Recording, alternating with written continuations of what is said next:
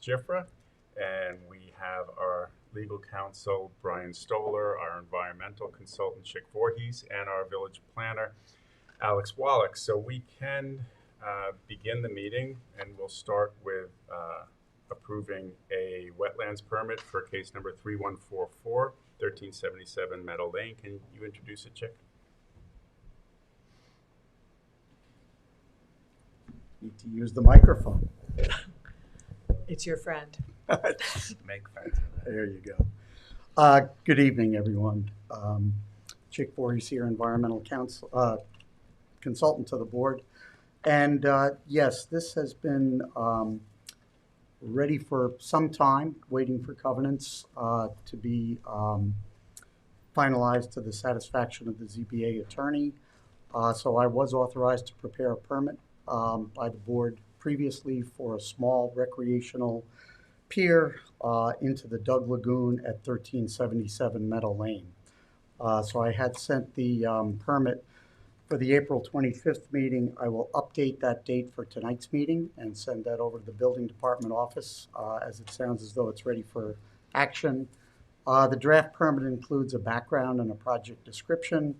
And basically it's to remove a small existing fixed platform and construct a kayak dock 4 feet by 46 feet of a raised timber catwalk, and then removable stairs. You may recall we've discussed this over quite a period of time. There was a prior non-compliance with a prior zoning board permit.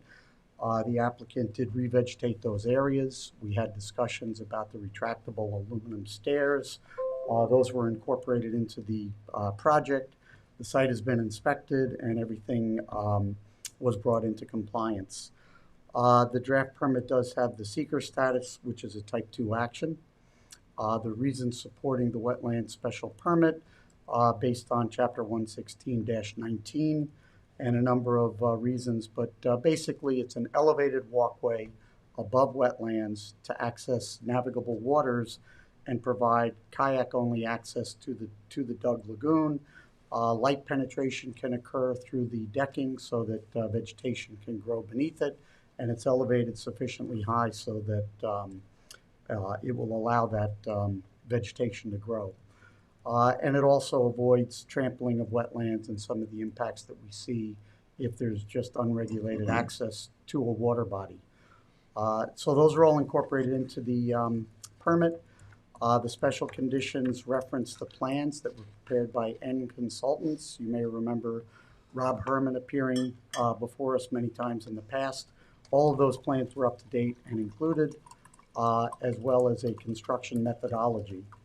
And then other standard conditions, as well as the requirement for 2 covenants, one for the buffer so that the non-compliance that occurred previously hopefully will not happen again, that there would be a notification through the deed on the property, and also to restrict the use of the kayak dock for its intended purpose for small watercraft.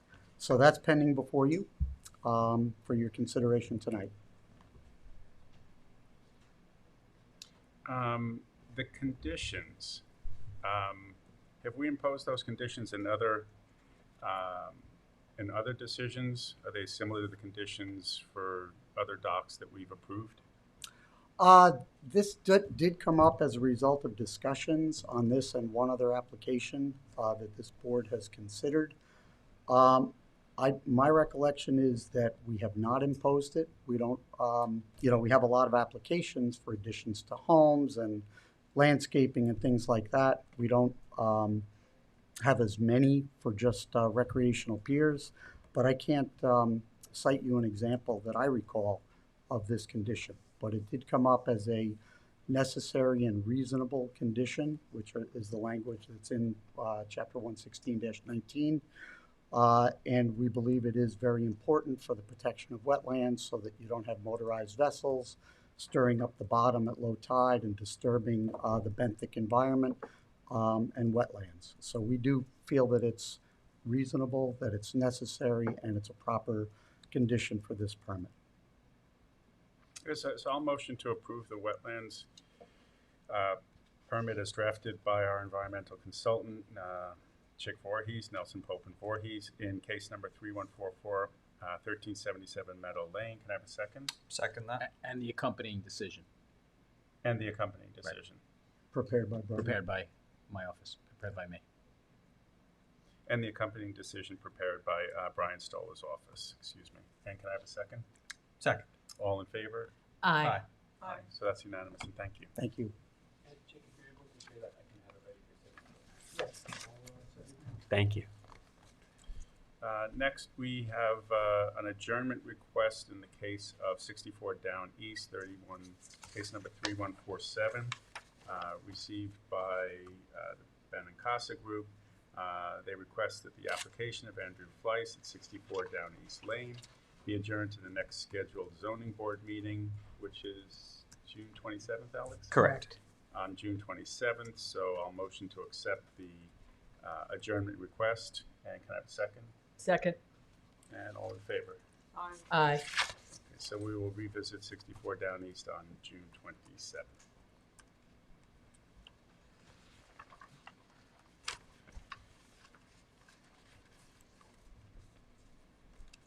Next, we do have a decision prepared by legal counsel in case number 3169, 153 Bishop's Lane. Adrian and Thomas Anderman denying the requested variances, so I will motion for the board to accept the decision as written by legal counsel. Second, Second. and all in favor of denying the variance requests and approving the decision as written. How are you voting, Luke? I agree with the decision. Yay. So you're Correct. aye. Julia? Aye. Joyce? No. So you disagree with the decision. And I disagree with the decision. Where does that leave us? 2-2. Hmm? I mean, it's not a vote. It's not a vote until we adjourn to, should we adjourn it to the next meeting when Tom is here? Continue deliberations at the next meeting, Okay. June 27th. Okay, You don't have we'll to do fit, that. you don't have to actually adjourn, it's been closed. Okay. And then. I'm sorry, did we skip number 4, 306 Hill Street? Withdrawn. I thought they There were was a withdrawn. letter withdrawing it. Oh, I apologize. I might have missed that. Do I need to accept the withdrawal? I don't think so. No. No. Okay. In case number 3151, Alexander D. Pisa, we are adjourned to June 27th. Will we be able to hear this on June 27th, Alex? It has been renoticed for that date, and the applicant has picked up their mailings and posters as well.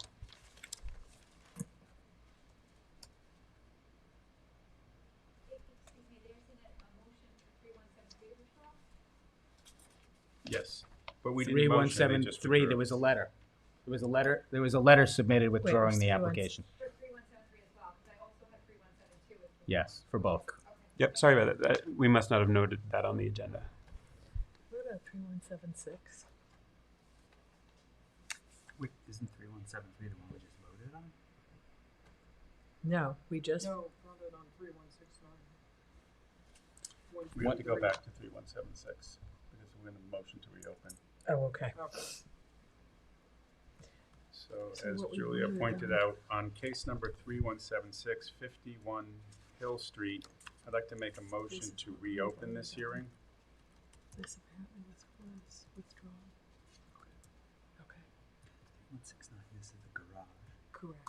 and the decision that's written was to deny the. It was 2-2. Okay, I'm just Okay. making sure I voted correctly. No, I One. understand. Yeah, okay, I sorry. understand. Okay, so a motion to reopen case number 3176, 51 Hill Street, Victoria Khan owner. Can I have a second? Second. And that's for what This date? discussion, for what? We would need to know the date. That it, No, it's a reopening is not to a specific date. Reopening is okay. just to reopen. If it can get it on for the 27th and they're able to do so, that's on the applicant. is there noticing involved?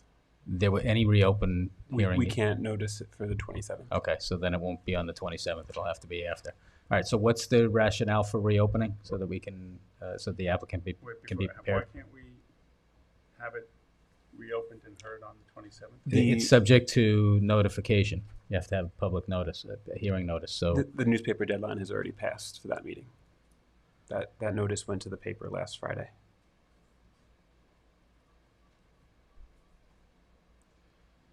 Okay, the reason to reopen it, if we look at more carefully, the Southampton Village Zoning Code, section 116-22, the zoning code is fairly clear that for every special exception use, the Board of Appeals shall determine that, among other criteria, that access facilities are adequate for the estimated traffic from public streets and sidewalks so as to assure the public safety and to avoid traffic congestion. And further, vehicular entrances and exits shall be clearly visible from the street and not be within 75 feet of the intersection of street lines at a street intersection, except under unusual circumstances. And among other criteria, that there are off-street parking and truck loading spaces, at least in an adequate number for the anticipated number of occupants, both employees and patrons or visitors. And further, the layout of the spaces and driveways is convenient and conducive to safe operation. That's a mandate that the Board of Appeals make those determinations in the board's decision to issue a special exception use. I think at the last meeting, we began a discussion that perhaps the board could essentially defer to the planning board to make these determinations. But I think when you read 116-22, it says very clearly, for every such special exception use, it's the Board of Appeals who shall make these determinations. So in going back to the code and reading this, I don't think the board can essentially delegate their responsibility to another board. The applicant has not made any substantial presentation to support compliance with the criteria required for the issuance of a special exception. And I think it would be a good idea, but for discussion, I think it would be a good idea to retain a consultant, perhaps Nelson Pope and Voorhees, to undergo a study. I'm in favor of this development in general, but the development needs to evolve intelligently. And right now, we do not have enough information or study to act intelligently, especially considering we're involved here with an area of the village that is already a bottleneck and a primary means of ingress and egress for the village. When you combine this project with the proposed 60 units of housing at 71 Hill Street, which will also have a substantial effect upon parking and mobility in the village, you have an additional incentive for some further study. So I would also like to introduce a motion to retain Nelson Pope or a company with similar expertise to conduct a comprehensive study affirming compliance with the 116-22 standards with special attention to the adequacy of off-street parking. The off-street parking requirements under the zoning ordinance are met for this application, just so the board should know that those were determined to be met by the building inspector. He And can't. Yes. No, but he can't issue a special exception use, and he can't tell us that the off-street parking requirements are met. The off-street requirements for this type of use are met. Just in terms of the number of stalls. is The what you're number of saying. stalls, Okay. correct, which are there as a grandfathered non-conforming use. That's But- for a variance. No, that's for this use that's being proposed. That's not how I read the code. And in fact, when I read the code, and you can let me know if I read the code incorrectly in some way, but then when you expand the use, any prior non-conforming parking is no longer applicable. This is not an expansion. Of course it is. It's a That's change, a change of in use. use. Yeah, but it's, okay, or a change in use. Right. I'd have to look at the code to see if the code differentiates based on change in use. It generally does not. Most zoning codes don't have that provision, although they should.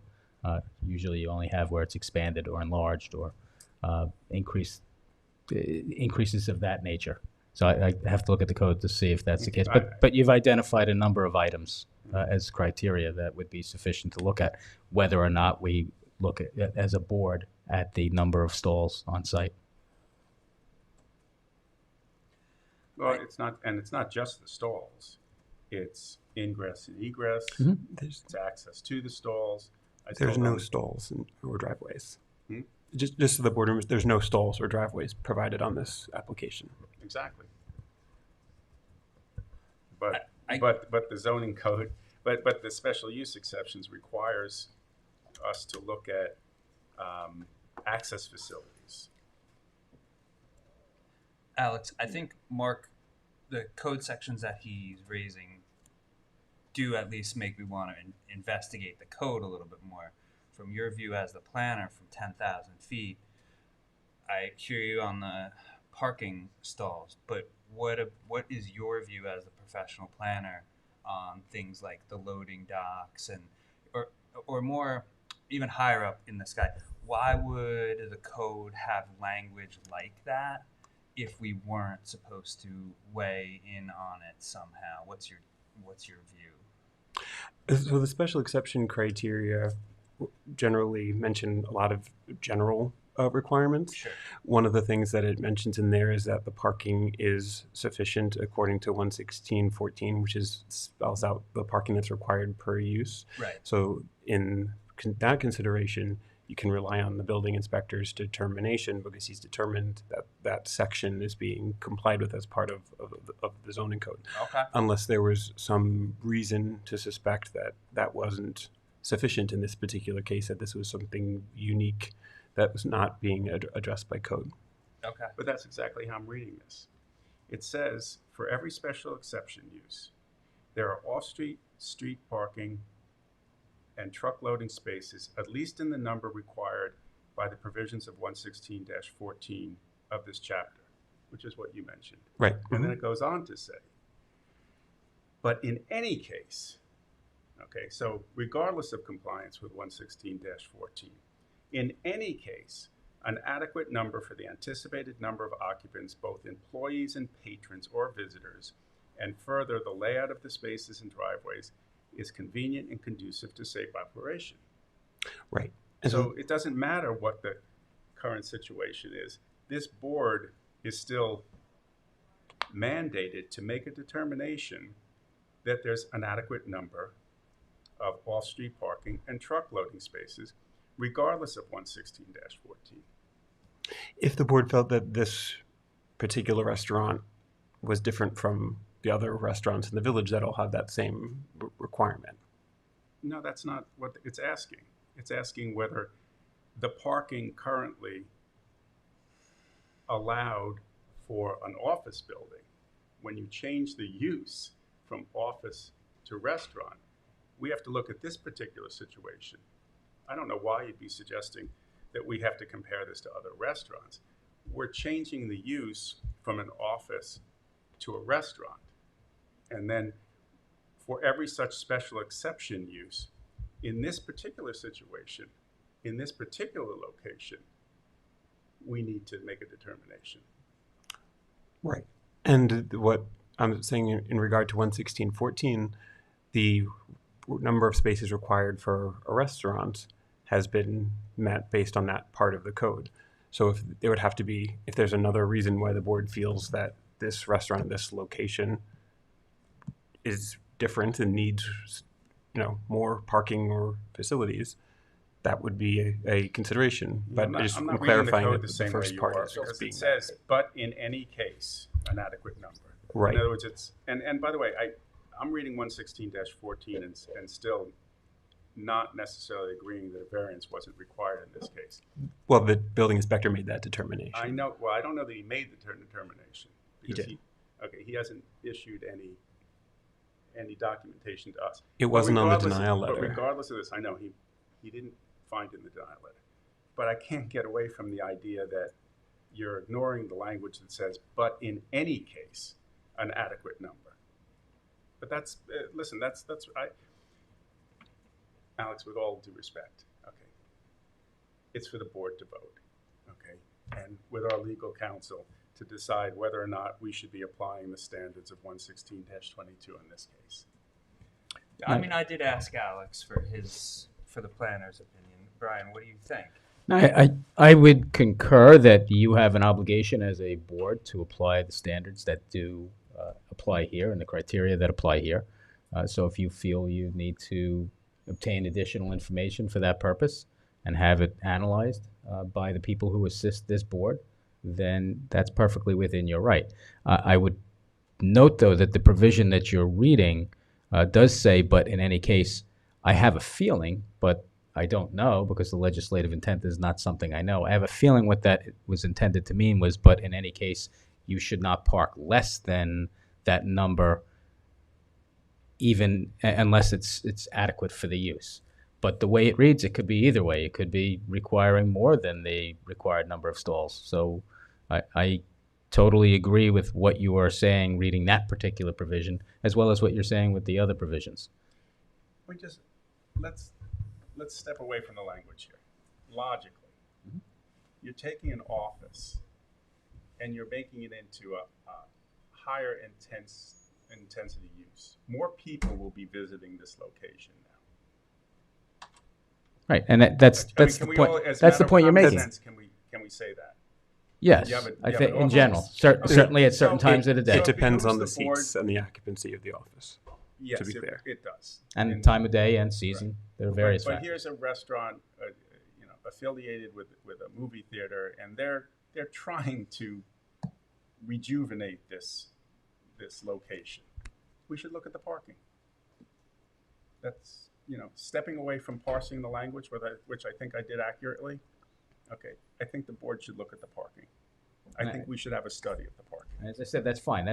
It provides here in this section that you are supposed to be looking at these items, and that's your task. So there's nothing wrong with reopening for that purpose, so that you can address that if it hasn't been addressed before, and make sure that you consider and have information that allows you to consider the criteria that are defined as those that you apply when you're considering a special exception use.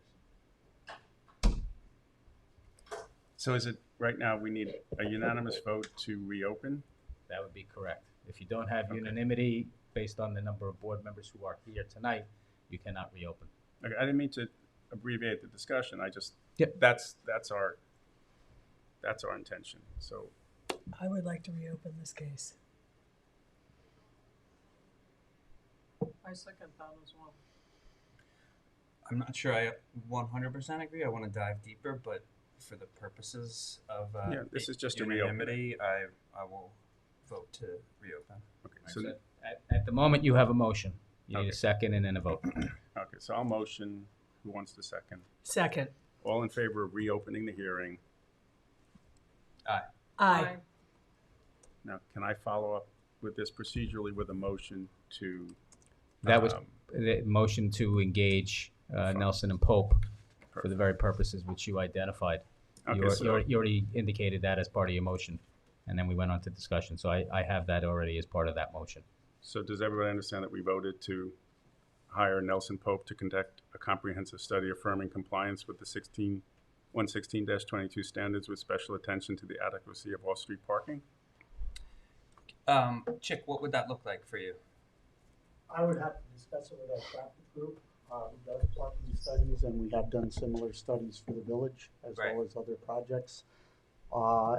Establish the scope, determine the hours involved, and get back to the board with that proposal. You do have one of the largest parking lots in the village adjacent to this property, right? We would look at available parking within the area, utilization, and factor all of those considerations. Okay. Well, it doesn't hurt, I don't think, right? It's more than it's more than just the parking, though. I mean, there are, 116-28 has A through L conditions that this board is supposed to make essentially a factual determination. Sure. And we don't have that. So some of what Chick may be doing is interacting perhaps with the applicant saying, I don't have a drawing showing your landscaping that will buffer neighboring properties, or, whatever process you would go through with the applicant to provide materials that may or may not be part of the package currently. So you want us to look at all of the criteria? Yes, that was the motion. Yes.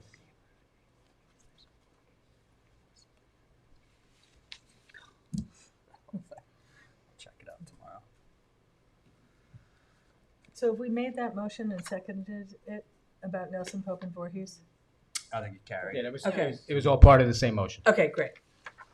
Okay, moving on. Moving on. We have Did we talk about 3151? 3151. I think, just so we know, that's adjourned to June 27th, and we're okay on notice, Alex?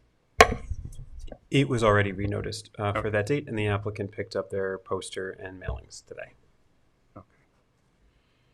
And 1750 Waterview LLC, 1750 Meadow Lane, 3155. We're set to, that's also adjourned to June 27th. It says subject to renotice, but are we okay on renotice? Yes, that was also renoticed in the newspaper, and the applicant picked up their posting and mailing today.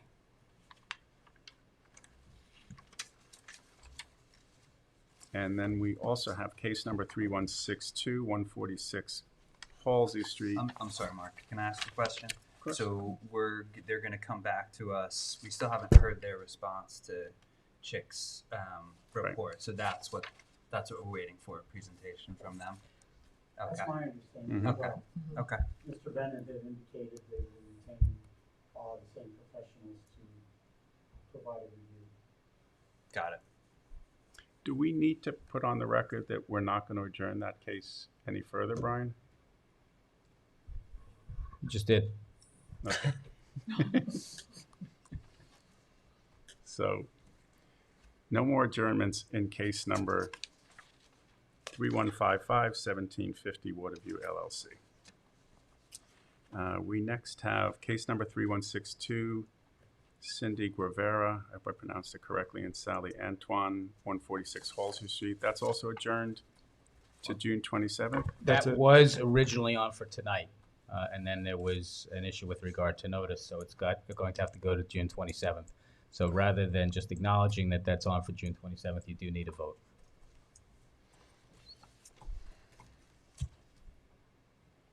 And it has been renoticed for the 27th. So the vote is to, Adjourn to the 27th. okay, so I'll motion to adjourn 3162. case number 3162, 146 Halsey Street to June 27th. Can I have a second? This is the sorry to cut you off. This is the swimming pool. Yes. Do we need to hear anything else? Can we vote? Can we? It had been continued for, I think, submission of additional information, or to allow the. They had provided an alternative scenario and asked for alternative relief be noticed for that alternative scenario. Right, so that's we- what's been noticed for the 27th. Right, so you can't address it unless you want to address it without the alternative relief, but being that it's been asked for by the applicant, that's all part of the same I application. asked them for the alternate idea, Yep. so we might as well give them time to talk about it. Okay. You have a- Oh, I second it. And all in favor of accepting the applicant's request for adjournment to, is it the applicant's request to adjourn or just the adjournment, really? It doesn't matter. To adjourn the case, how's To that? adjourn the case to June 27th, 2024. Can I have a second? Second. And then all in favor of adjourning? Aye. Aye. We have case number 3177, 865 Merrick Holdings LLC, 22 Windmill Lane, where I believe the applicant also made a request for an adjournment to June 27th. So can I have, let's see here. We have a letter from Greenberg Tuareg from Elizabeth Vale. Please accept this correspondence as our respectful request to adjourn the above referenced matter from the board's agenda of June 11, 2024.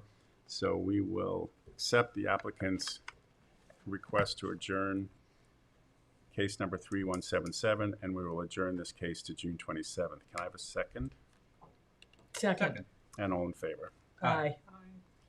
That brings us to the first new case, which is case number 3178, Leslie and Craig Harwood. Correct. 17. No, it's No, actually it's Craig. There was a Craig. typo. I apologize for that. 1770 Meadow Lane. Julia McCormick will chair this. I will recuse myself. And if the applicant's ready.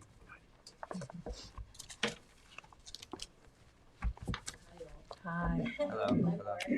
I just wanted to say, I'm Leslie Harwood. please- What? Oh, Leslie Harwood, I was gonna introduce myself.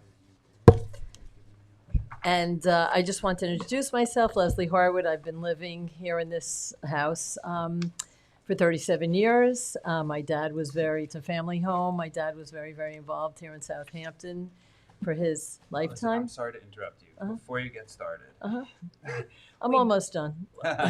We did want to make sure that you were aware of the fact that there will be a transition of a few board members towards the end of the month. Okay. And we did actually want to provide you with the opportunity, if you wanted, to delay your presentation because you'll have to go through some of the same material. You have sat here, though, for an hour and 15 minutes. We would be. And I just drove in from the city. Well, we could, I don't know what to do. We could practice. Okay. How's that? Let me introduce myself. Wait, Tom, let me just finish. And before you do, I need to open this case, which is. Or what do you recommend? Should we just wait? I honestly don't have a recommendation to offer you. I just wanted to be clear with you about it. Procedurally, there'll be 2 new board members, and they'll be responsible for watching the tapes, sort of getting a handle on everything that you've said. We can all speak from experience of what it's like to come on the board and get up to speed. So we just felt in an effort to help you make the best presentation and have the most amount of attention devoted, you may want to wait until there are 2 new board members seated. Right. However, we can't guarantee that 2 new board members will be here the hearing after our other 2 board members move on, right? Correct. So So maybe think of it this way. You might want to provide the board with and not necessarily the entirety of the presentation, but an overview of what you're That doing. would be good. So the board has a general understanding and then save the remain, and this is up to Okay. you, No, obviously. I think that's a Save the great rest choice. for- Yeah. okay. Because I drove in, my whole speech is really, I just want to say, I appreciate everything you guys have done all these years. I've been living here my whole life, my children, now my grandchildren. We're trying to make some room for the grandchildren. And, I really would like to have a give and take and some feedback so we can come to some collaborative effort together. And I guess for today, it was important for me to come personally just to let you know that we exist and we're community members and we're here a long time. So I would just like to say I appreciate that it's you presenting today. Okay, thank you. That's meaningful to me. Okay, that thanks. as a community member, you're coming to talk about your own home. Right, thank you. I appreciate it. And Antoinette, we need to open this case, though. Okay, you're good. You started We're the good. discussion. And so this is Tom Pedrazi, my architect. He's local. I'll let you continue, Tom, from Watermill. And well, what- why don't you pull yeah, up I'm a gonna chair pull up a chair and pull yeah. down that microphone because I was listening to all the microphone stuff. Well, you might want to say something. Oh, I do? Okay. Here we go. Okay. So Tom, we'll give more of an overview. Yes, than- I just wanted to than a begin by minutiae detail. telling you my name again, Tom Pedrazi, 322 Montauk Highway, architect for the applicant. And we come here today to request 3 variances. One is for Sorry, wetland special exception permit, wetland special, not variances. right, got it. Wetland special permit. And we're requesting 3 wetland special permits variances. One would be for a new septic system, which the house is in dire need of. It's a 35-year-old house that Leslie and Craig came to me and asked me to see what we could do to kind of bring it up to code, not to code, but to, modernize it and give it more of a contemporary, modern feel. It's a very modern house. I don't know if you've seen pictures of it or visited the site. Did you design the original? No. I tried to get our architect to did? design the original, but due respect to Tom, No, but I- unfortunately, he's no longer with us. Oh, But I okay. did try to find him. Okay. No, I just curious. Yeah. No, it's a good question. No, I didn't. But it's a style that I like. It's a style that I've adapted to my practice. Flat roofs, very modern, international, very international. Curving walls, balconies, stairs. So the IA system was where we started. And then we started to figure that, maybe we needed to add some additional square footage. This property is very delicate, as you know. There's only a couple places that we could possibly add on. And they were to the northeast and northwest wings. The whole middle portion of this house is glass. So we really didn't want to, mess with the glass facade. It was very, it opens into a big two-story space, and then there's glass that translates to the other side of the house, and that was sort of like the community space where everybody would gather. It was also where the dining room was. It was where the front door was. So we really couldn't touch that. So really, we had two wings that we could add on to, and those would provide us two more bedrooms. So a total of 4 bedrooms. Actually, a total of 3 bedroom, net 3, because we have 6. 5 now, and we're going to have 8. And once again, I just want to point out that we really feel like this is the only place that we can put these additions, and we don't feel like it's a very aggressive addition. I think when you get down to it, one is 300 square feet total, and one's 400 square feet total off at the north side of the house. And the other variance that we're requesting is for a staircase. We really felt like we needed a new entry, so we were getting a new entry, so we really needed a new staircase. Right now it's wood on grade, which tends to rot and replace probably every 5 years. So we wanted to do a nice porcelain paver staircase up to, a little bit more formal entry, which really this house, when we redo it, it's all going to be reclad, all new plumbing, electric, all fenestrations are going to be new roofs.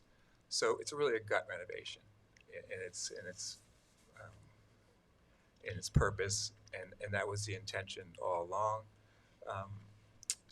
So those 3 variances are Special. and special permit Yes. variances are what we're requesting, and You don't have to see variances. I'm going to get it, Alex. Yes, there's no variances So here. I'd like to just ask you if you had any questions from us, and there is one other thing that I'd just like to bring up is I want to add something as well. the location of the new septic system.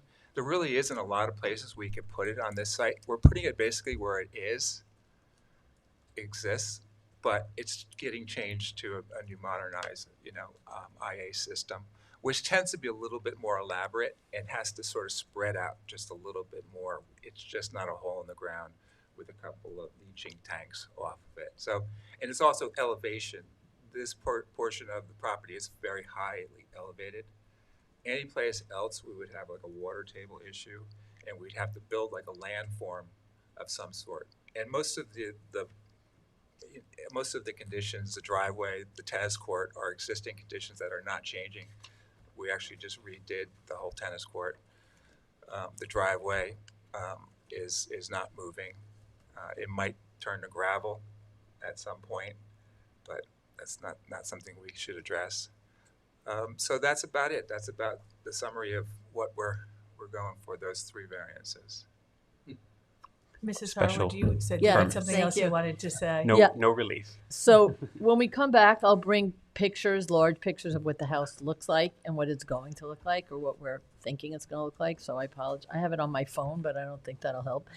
But if you see this gray here is the existing house. It's a basically rectangle with two little small wings, and we're just making the addition as the house will be more of a U. And that was the intention of kind of keeping it in the same integrity. It'll look pretty much the same from the street. Instead of using the gray wood, we're going to use a different, do we have Shishugibah? pictures? Yeah.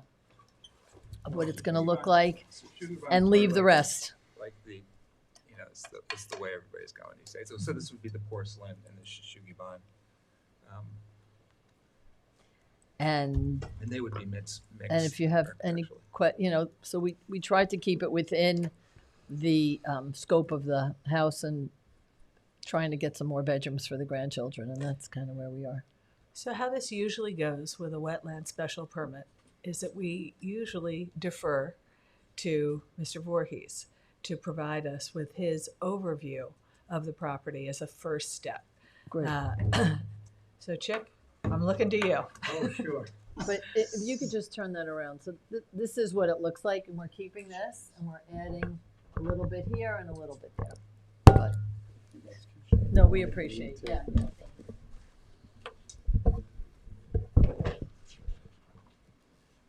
Okay. You're up. Yes, so it sounds like we'll be discussing this again, but I think this is helpful. For sure. I did have a chance to look at the application before the meeting. I did also inspect the site. I didn't prepare a specific report, but I can make oral comments tonight that I think will be helpful for the ZBA members as well as the applicant. So I think it's very important. I understand your perspective and what you're looking to achieve and your opinion about the application. But please look at 116-19.4, which has standards for issuance of a permit. And basically, I think that it would help this board, as well as myself, for you to be aware of them, address them to the extent that you feel your comments would be helpful and informative to the board, because the applicant does have the burden of demonstrating why your application is consistent with 116-19.4, standard for issuance of a permit. They are fairly general, and I'll have a couple of remarks today that will sort of set you at least in a direction that this board has advised applicants of previously. So I'm looking at the survey, very helpful. It's a busy survey. There's a lot of numbers and setbacks. The first thing is that the wetlands are basically at the northeast part of this property. There are wetlands across Meadow Lane, but they don't really come into play with respect to the proposed improvements. I didn't see a date for the delineation of the wetlands. It just indicates that they were flagged by InterScience Research Associates. When I visited the site, I saw orange flags, and I do agree that the orange flags are placed at the limit of wetlands. It looks accurate to me, but I don't know if those are the exact flags that are on the survey. So I just want everything to sync up, that the flags are identified, they have a date for who set them, and if you want to indicate that they were confirmed by the village consultant as of June 11th, 2024, that would be fine to indicate on the survey. They expire. Flaggings expire, so we do need to know. Okay. Yes, and I don't know if this is referencing an old line or a new line, but at least the orange flags in the field are accurate. So you have a good starting point. Make sure your surveyor surveys them, places them on the map, references who placed them, and references the environmental consultant review. The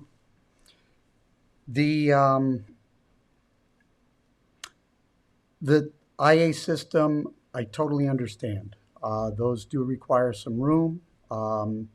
It looks to me as though the existing cesspool that's referenced on the survey is currently 75 feet from the wetlands. And the proposed expansion pools for the new IA system are 75 feet from the wetlands. But you have the added benefit of treatment from untreated sanitary effluent to treated sanitary effluent below 19 milligrams per liter in accordance with health department requirements. And that's a good thing. So to me, it's kind of a swap on the setbacks. There's really not a lot of alternatives that you have, and you're getting the benefit of the treatment. So I think that's excellent. The additions, I have to note, are closer to wetlands than the current house. We typically look to have the setbacks referenced on the plan. So under Village Code, when you look at that section 19, it has 125-foot setback for landscaping, 150-foot setback for structures, and a 200-foot setback for sanitary systems. I'd like you to reference those on the plan so there's kind of a metric or a benchmark for us to understand what's being proposed. But the new setbacks are closer to the wetlands than 150 feet. That's why you're here in front of this board. And they're closer than the existing structure. So in those cases, and this board will discuss it based on my input as well as your final presentation, if the board would entertain it, there would be a need for, at least in my opinion, mitigation. You're decreasing a setback. There's a presumption that it could have a potential impact. The setbacks are established in Village Code for a reason. And at this time, I don't really see any mitigation other than the IA system, which I said before is less than 200 feet, but you have the benefit of treatment. So I don't see that as addressing the setbacks for the structure. Again, I understand your discussion that these are the only places that you can add on to architecturally, but we need to justify that. So keep in mind 116.19.4, the criteria. We want to show that it's in compliance with the standards for issuance. And I believe that mitigation is warranted if you can't meet the setbacks and you're getting closer to the wetlands. I did notice that the driveway is paved. And I think you even made reference in your presentation of the potential for that to not be paved. That, to me, would be a beneficial modification because you wouldn't be generating the runoff.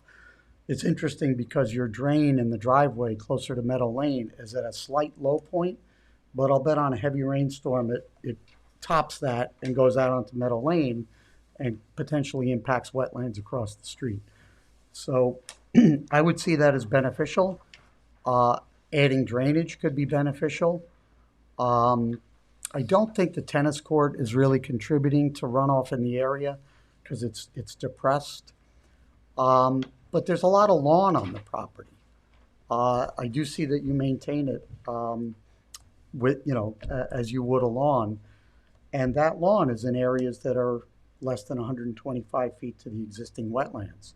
So we've looked at, in many cases, revegetation plans to establish natural vegetation, reduce fertilized vegetation, reduce lawn, and provide habitat. That could be potential mitigation. So these are things to consider. You have to determine how you want to make your case, and this board has to weigh it and see if they believe it meets the requirements. But I did want to provide some suggestions because I think that's always helpful, and those are things that would benefit the environment. Great, I appreciate that. Am I allowed to ask questions? Of Chick, you need to address your questions to the To you board. guys. Yes. Okay. No problem. Thank you. So one of my questions is regarding lawn revegetation. Would that be in the front of the house, in the front lawn area? You know what? How about we do this? Because there's been some confusion about variance or wetland special permit. Alex, can you give us a rundown of the standards for a wetlands permit? Sure, if you can give me a moment, I can pull that up directly from the code. While Alex is looking at that, I see on A000 you do identify the very small sliver of space you have for the sanitary system. Why aren't you putting it there? Well, because of the water table elevation. Right now, the water table elevation is at 2. This area right here is a low portion on the property, which I believe is an elevation 8. I mean 7.98. So it wouldn't give us the depth that we need to clear unless we build a mound. And right now, that mound would be in our driveway. I don't want you to build a mound. We don't want you to start regrading the whole site. But was this engineered by a civil engineer? This was engineered by Mr. Armis, Edward Armis. Okay. And then it was done by Squires and Holden, through Squires and Holden. Okay. I maybe disagree with that calculation. These leaching pools, it is annoying that the IA systems require a lot more of them, but they are not as deep as your traditional sanitary rings, as I'm sure you know. You want to be 2 feet below the elevation of the finished floor. If that's at 10 and your water table is at 2, I do think you can make it happen and eliminate this one portion. You obviously know that should you put some of these leaching pools under your driveway, you will be required by Suffolk County to have a covenant on the property. It changes the specifications of the tank and the systems. You need a more robust system that can handle the weight of trucks and cars. So I would probably urge you to go back to the drawing board on that one and see if you can't fit it in the compliant location. We also have a geothermal heat pump system that's in that location, but we'll probably end up redoing. Vertical or horizontal? The loop, the vertical. So it Okay. goes right down. Sure. At Okay. 200 feet. And it is a loop, open loop. So we're going to close that loop. And Please do. We're going to redo that. Okay. That geothermal because it's spent. And I might add, we have a 35-year-old geothermal system, so we were one of the first ones that ever had it. Nobody even heard of it. How'd it hold up over 35 years? Amazing, shocking. It's really been great. Good. We don't have, Could I ask you Sure you both did. to share the mic? Just turn it, Oh, sorry. because right now it's just with Mrs. Harwood. I'm sorry. Alex, are you ready? Yeah. So as we noted, this is not a variance request. So this is not a request for relief. So the 5 standards that the board would typically apply in variance are not applicable. Correct. It's a special permit, which means it's something that is permissible as long as it meets the standards for issuance. Sure. So the standards for the issuance of permits it's enumerated in 116.19.4. There's several letters there, but the relevant ones here are really D and E. And D reads, in part, in granting, denying, or limiting a permit, the approving authority, which is the board, shall consider the effect of the proposed activity with deference to public health, safety and welfare, fish and wildlife, flood, hurricane, storm dangers, and the protection or enhancement of the several functions of the wetlands and the benefits derived therefrom as set forth in the chapter, irrespective of political boundaries. No permit shall be granted which would have a substantial adverse impact on the public health, safety, or welfare, or the protection or enhancement of the several functions of wetlands and the benefits derived as set forth in this chapter. And then it goes on in section E to note that the approving authority, meaning the board, shall seek to achieve the maximum feasible setback from the wetlands for buildings, structures, septic systems, pools, dry wells, roads, driveways, fertilized vegetation, which would ensure wetlands protection meets all standards in this chapter. And it encourages, what says the Zoning Board of Appeals may vary dimensional regulations, those are zoning setbacks, to achieve the maximum wetland setbacks. And then it goes on to say that the board may put reasonable conditions on, and then describes how the permit process will go. But those are really the relevant pieces. That's very helpful. Yeah, we're going to go back and read that. I just want to add one thing about the geothermal. The mic. We got 27 years out of it, but the past couple of years has been difficult. So Yeah. We don't Well- really have any air conditioning at the moment. Put some solar on the roof. You can offset the Yeah. electricity used by the pumps. That's what we're doing these days. Well, one of the problems with solar, which we really looked into it and we really are trying to figure out how to do this, but when you do live on Meadow Lane, I don't know about any of the other applicants have talked about this, the seagulls drop their shells on our roof. And therefore, the solar people that came out said that the impact of the shells would break all the solar panels. Oh, that's interesting. I mean, I'm sure you can develop a cage or something. We have not been able to find that because Okay. we really interesting. have tried very hard. And they said because of the winds, a netting system wouldn't work. So we have been looking into that for Okay. So, we really have. Luke, do you have any additional questions for this applicant this evening? I think that I'm gonna hop on my hobby horse for a second and note that a tennis court is the equivalent of 44 parking spaces. And it's generally difficult for me to take a wetlands special permit application as seriously as you want me to take it while there is a tennis court on the property. Okay. Well, the tennis court is the reason we're keeping the property. And we do play every day. We do play every day, and it's part of our family, and it's part of our lives, and it's an important part of the home for us. I think that as you take a really deep dive into the code sections that Mr. Wallach highlighted for us, you may see that a tennis court runs contrary to the intent of the language there. Joyce, do you have any additional questions for the applicant this evening? No, not at this time, thank you. Well, we're going to obviously need to hold this over. Our next meeting is June 27th, and the one that follows that is July 9th. Do you have a preference for when you might be ready to return to the board? Well, you were discussing the new board members. We would probably like to get them on the time frame when they're coming, so we'll have a full quorum. If we do move forward, we can start working with them. So I take that to mean that we should adjourn application 3178 to July 9th. Chick, are you going to prepare a formal report? At this point, my comments are oral, Okay. part of the record, but Okay. if you need me to, I can. Do we need him to?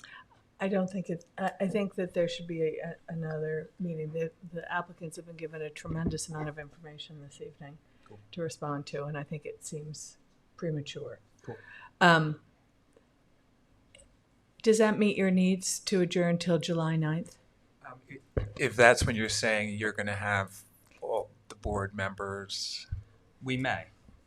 That would be the first hearing that we may have 2 new board members. Well, I guess my question is, what do you recommend for us? What do you recommend for us to do? We'd love to make a full presentation, but if it's, I think adjourning to July 9th, and as long as you're able to reach out to the building department if you would seek a later adjournment, at least 72 hours in advance of the meeting, you'll have that flexibility at that time. in other words, you'll know whether the board members are coming on board or not.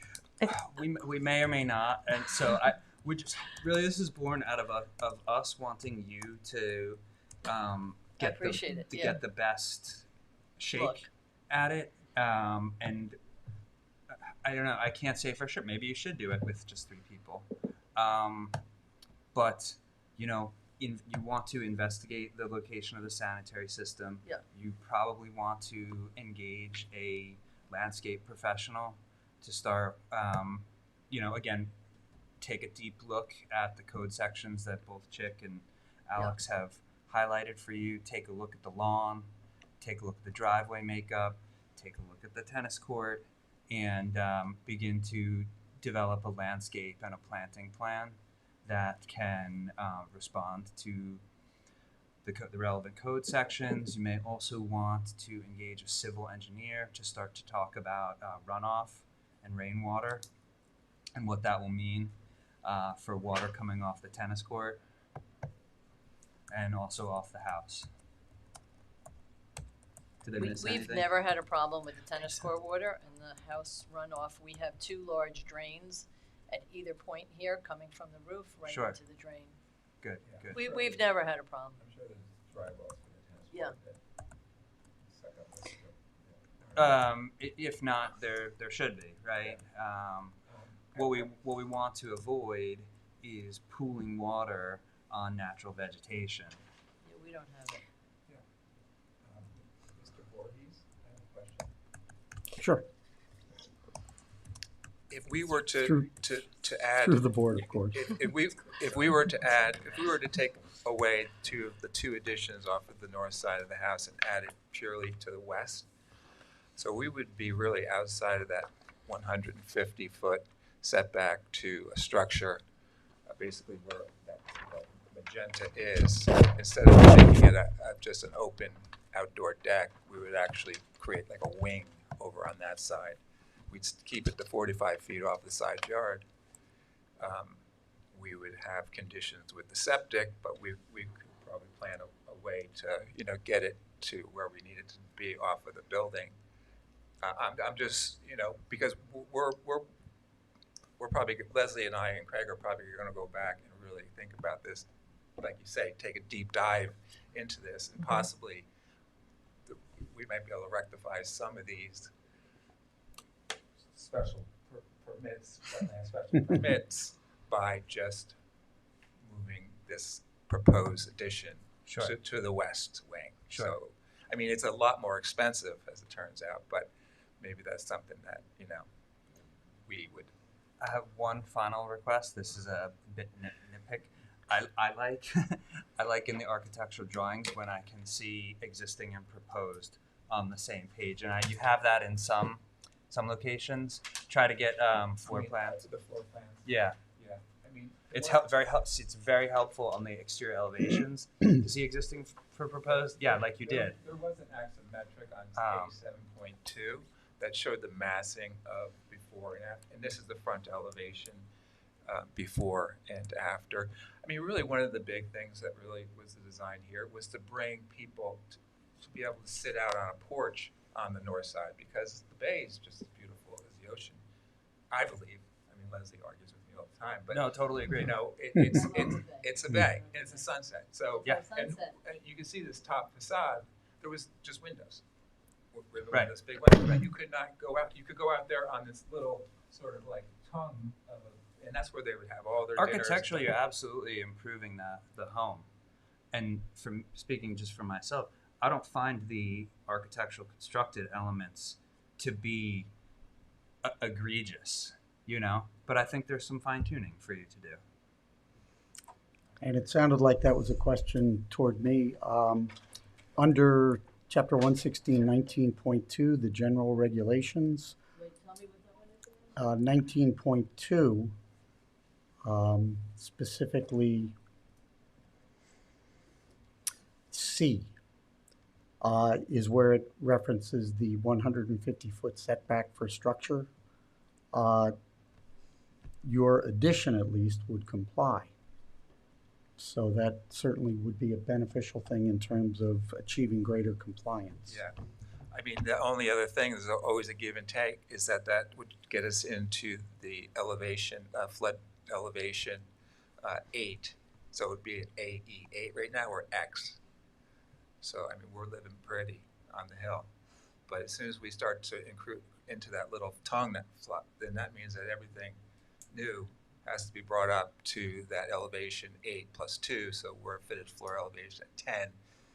And then It's an opportunity for architectural excellence in section. So get at it. I love sections. Yeah.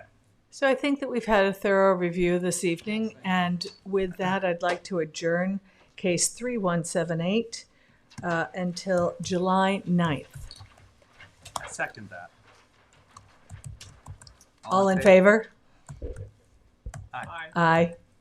And I'll note for the applicants for the July 9th meeting, the cutoff for any revised submissions would be due at the building department on July 2nd.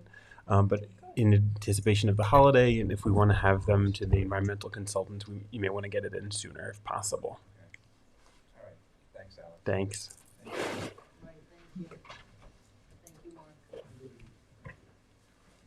Do we have anything else, or should we adjourn? We are ready to adjourn this evening. Okay, so I'll motion to adjourn the public hearing, June 11th, 2024, the Zoning Board of Appeals. Can I have a second? Second. And all in favor? Aye.